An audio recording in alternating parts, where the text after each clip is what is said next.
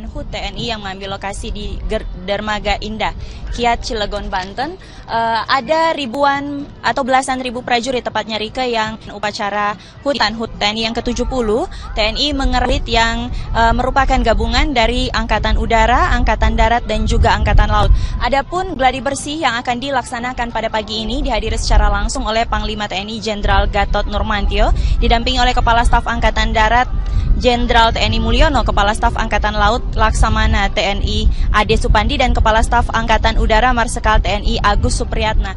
Rika, nanti pada saat gladi bersih ini dimulai, tepatnya nanti bagaimana kira-kira gambaran acara pada saat atau puncak peringatan tanggal 5 Oktober 2015 nanti defile akan masuk dari sisi kiri panggung, tepatnya yang berada di samping, hingga berakhir di bagian kanan panggung. Dan bisa dilihat ini sudah ada begitu banyak alutsista Rika yang disiapkan, baik kapal tempur dan juga memang dalam rangka HUT ke-70 TNI ini, tahun ini atau tahun 2015, TNI mengambil tema bersama rakyat TNI kuat, hebat, profesional, siap mewujudkan Indonesia yang berdaulat, mandiri, berpribadian. Adapun juga perlu kami informasikan bahwa pasukan yang terlibat parade dan defile adalah Batalion Gabungan Pamen TNI dengan jumlah personil sebanyak 269, Brigade Upacara 1 Gabungan TNI sebanyak 809 personil dan terdiri dari POM TNI, WAN TNI, dan Akademi TNI. Alutsista yang dikerahkan Rike dari ketiga angkatan sebagai background antara lain untuk TNI Angkatan Darat mengerahkan 6 tank Scorpion, dan juga Angkatan Laut ini bisa disaksikan ada kapal perang. Tidak lupa ada demo dan juga aerobatik yang akan ditunjukkan oleh gabungan dari TNI Angkatan Udara. Kami akan terus memantau bagaimana jalannya gladi bersih yang kira-kira akan dimulai pada sekitar pukul 9 nanti untuk menggambarkan situasi pada puncak pelaksanaan HUT TNI pada hari Senin 5 Oktober nanti. Untuk sementara demikian, Rika, kembali ke studio. Terima kasih Jessica Wawor melaporkan. Kita ke informasi lain, pemirsa. Selain persoalan kabut asap, kini listrik padam di Sumatera Selatan menjadi permasalahan. Selain aktivitas terganggu, warga juga menanggung kerugian akibat listrik padam. Kita bergabung dengan Yarnes Poni. Yarnes, apa penyebab listrik padam sering terjadi di Sumatera Selatan? Ya, Rika, sebenarnya hal ini sangat membuat kerugian buat masyarakat. Total ada sekitar 2,6 juta pelanggan PLN di Sumatera Selatan. Dan lengkap sudah penderitaan masyarakat Sumatera Selatan. Saat ini kabut asap yang masuk ke rumah, ditambah lagi pemadaman listrik yang berkala yang sering terjadi bahkan 2 minggu terakhir. Dan pada pemadaman ini memang informasi yang tidak langsung didapat oleh masyarakat, bisa terjadi pada pagi hari, siang hari, ataupun malam hari. Dan kami mendapatkan PLTA yang surut karena saat ini masuk dalam masa kekeringan. Dan hal itu menyebabkan yakni kabut asap bisa masuk ke rumah-rumah warga dan juga dapat karena AC dan juga kipas angin mati, karena padamnya listrik ini bisa membuat masyarakat menghirup kabut asap di dalam rumahnya.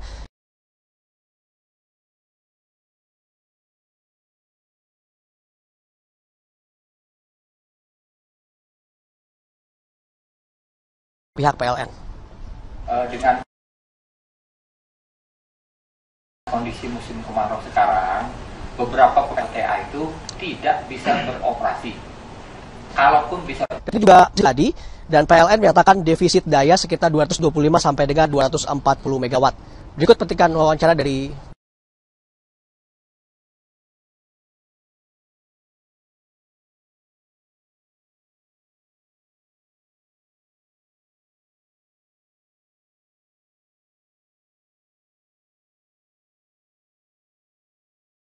keluar sebentar karena penggantian di filter gitu. Dampak kerugian ekonomi, material, semua terus terjadi bagi masyarakat Sumatera Selatan karena padamnya listrik ini. Bahkan kadang-kadang terjadi pada malam hari dan juga membuat jarak pandang sangat tipis. Rika? Bahas solusi untuk mengatasi ini. Ya, Rika, sebenarnya ada beberapa solusi untuk dapat bagaimana saat ini masyarakat bisa tetap menggunakan listrik. Namun ada beberapa tanggapan dari masyarakat mengenai padamnya listrik di Sumatera Selatan ini.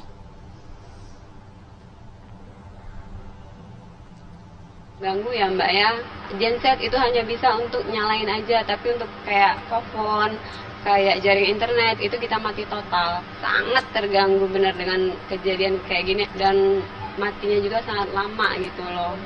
Dari mati lampu ini sendiri kerugian kita banyak banget. Dari kerugian materi, terus dari waktu juga, kita kan mau ngangkat yang genset itu, keluarin genset, terus mau isi bensinnya juga, itu kan perlu uang yang banyak. Itu kurang lebih hampir 2 mingguan. Iya, mati lampu udah 2 minggu. Jadi pasien kan nggak yang datang. Susah beraktivitas. Rika, masih ada opsi-opsi lain bagaimana harus dilakukan PLN ataupun masyarakat untuk dapat menyikapi hal ini. Bersama saya dengan pengamat elektronik, Pak Abdul Rahman. Pak Abdul, sebenarnya ada opsi lain nggak sih Pak untuk menekan pemadaman listrik di Sumatera Selatan ini Pak? Kalau kondisinya seperti ini akan terjadi setiap tahun ya, karena kemarau ini bisa terjadi setiap tahun. Satu-satunya jalan ya meningkatkan kapasitas pembangkit listrik gitu. Karena tahun ini saja kalau kita mengandalkan air, kemaraunya sampai kapan kita tidak tahu.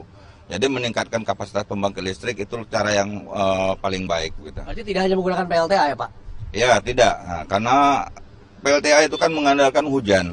Nah kalau kemarau seperti ini ya dia tidak bisa beroperasi seperti yang sudah dilaporkan PLN gitu. Oke Pak, Bapak pernah lihat PLTA tes di Sumatera Selatan ini bagaimana Pak? Ya, sewaktu saya lewat waktu itu, ya, tahun 95 itu airnya dalam keadaan surut. Nah, jadi juga kondisinya tidak bisa dioperasikan. Ya. Mungkin dampaknya tidak seperti sekarang, karena kebutuhan listrik kan meningkat terus itu. Mungkin pembangkit yang disediakan oleh PLN kapasitasnya waktu itu mencukupi, beda dengan sekarang. Tiap tahun pasti bertambah. Nah itu solusi ke depan harus diperhitung dengan cermat ya, bagaimana caranya supaya meningkatkan kapasitas pembangkit itu sesuai dengan kebutuhan masyarakat. Oke, sekarang berarti masih kurang ya Pak kapasitas pembangkit buat masyarakat Sumatera Selatan ya. Itulah petikan salah satu wawancara saya bersama dengan pengamat elektro. Memang PLN harus mengambil sikap untuk dapat membantu masyarakat Sumatera Selatan ini karena saat ini defisit listrik terus masih terjadi. Rika. Terima kasih Yarnes Foni bergabung langsung dari Palembang, Sumatera Selatan. Menggunakan jalan darat hanya membutuhkan waktu sekitar 20 menit saja. Dan terkait dengan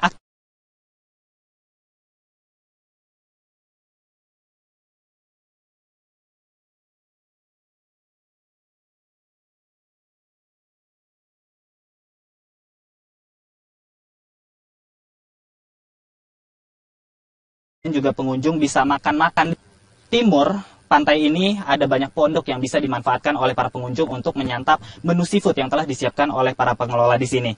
Dan juga memancing di sini karena di sebelah selatan pantai ini berupa karang, maka banyak sekali ikan di sana yang bisa dipancing oleh para pengunjung.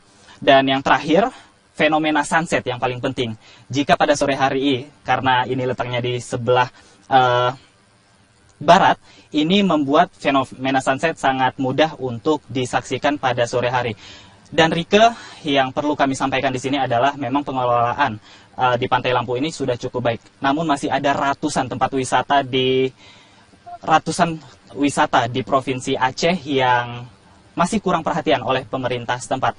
Lalu langkah apa yang akan dilakukan oleh pemerintah provinsi untuk memaksimalkan potensi wisata yang ada di Provinsi Aceh? Berikut adalah liputannya, Rike. Selain kota Sabang, masih banyak tempat di Aceh yang memiliki potensi wisata luar biasa, khususnya wisata alam. Mulai dari pantai, perbukitan, serta air terjun yang masih sangat alami. Menurut Dinas Pariwisata Aceh, provinsi ini memiliki sekitar 800 wisata unggulan yang tersebar di berbagai daerah kabupaten kota. Hanya saja, tidak semua lokasi tersebut telah dikelola dengan maksimal oleh pemerintah setempat. Salah satunya adalah kawasan puncak tebing Lamreh yang ada di Kabupaten Aceh Besar. Di sini, pengunjung bisa menikmati panorama laut dan bukit yang sangat menawan. Tapi sayang, akses ke lokasi ini masih sangat terbatas. Begitu juga dengan pengelolaannya. Keterlibatan pemerintah yang minim membuat manajemennya tidak memenuhi standar pariwisata. Tempatnya bagus, pemandangannya juga keren. Sayangnya aja kurang dikelola aja dia sama pemerintahnya. Iya, semoga aja kalau udah kesini lagi jalannya udah bagus, tempatnya udah dikelola, udah lebih rapi, lebih layak lah buat wisatawan.